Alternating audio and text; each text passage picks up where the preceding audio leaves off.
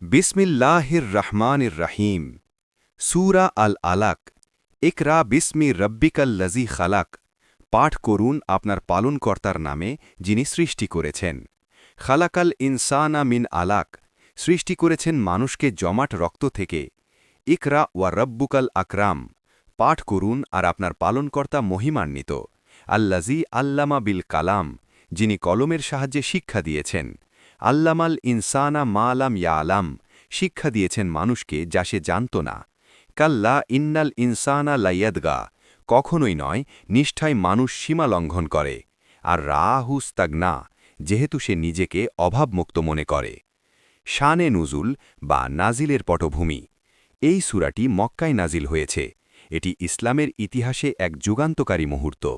রাসূলুল্লাহ সাল্লাল্লাহু আলাইহি ওয়াসাল্লাম যখন নবুয়ত প্রাপ্ত হননি তখন তিনি হেরা গুহায় আল্লাহর ধ্যানে মগ্ন থাকতেন দীর্ঘ প্রতীক্ষার পর একদিন জিবরাইল আলাইহিসাল্লাম আল্লাহর নির্দেশ নিয়ে হেরা গুহায় উপস্থিত হন মানুষের অজ্ঞতা দূর করতে এবং জ্ঞানের আলো ছড়িয়ে দিতেই এই সূরার প্রথম ৫টি আয়াত নাজিল হয় আর পরবর্তী আয়াতগুলো ৬ থেকে ১৯ আবু জাহেলের ঔদ্ধত্য ও নবীজিকে নামাজে বাধা দেওয়ার প্রেক্ষাপটে নাজিল হয়েছে ঐতিহাসিক ঘটনা প্রথম ওহী ও হেরা গুহার অভিজ্ঞতা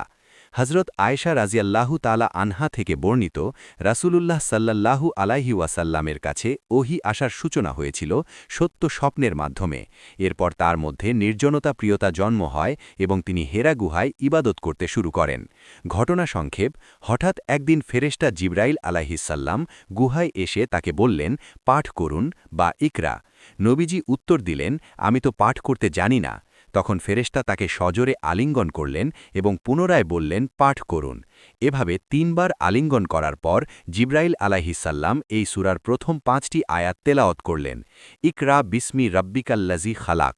নবীজি ভীত সন্ত্রস্ত অবস্থায় বাড়িতে ফিরে হযরত খাদিজা রাজিয়াল্লাহু তাআলা আনহাকে বললেন আমাকে চাদর দিয়ে ডেকে দাও খাদিজা রাজিয়াল্লাহু তাআলা আনহা তাকে সান্ত্বনা দিয়ে বলেছিলেন আল্লাহ আপনাকে কখনো লজ্জিত করবেন না কারণ আপনি আত্মীয়তার বন্ধন রক্ষা করেন এবং আর্ত মানবতার সেবা করেন শিক্ষা এই সূরাটি আমাদের শেখায় যে ইসলামের প্রথম এবং প্রধান নির্দেশ হল জ্ঞান অর্জন করা মানুষের প্রকৃত আভিজাত্য তার দেহের রক্তবিন্দুতে নয় বরং আল্লাহ প্রদত্ত জ্ঞানের মধ্যে নিহিত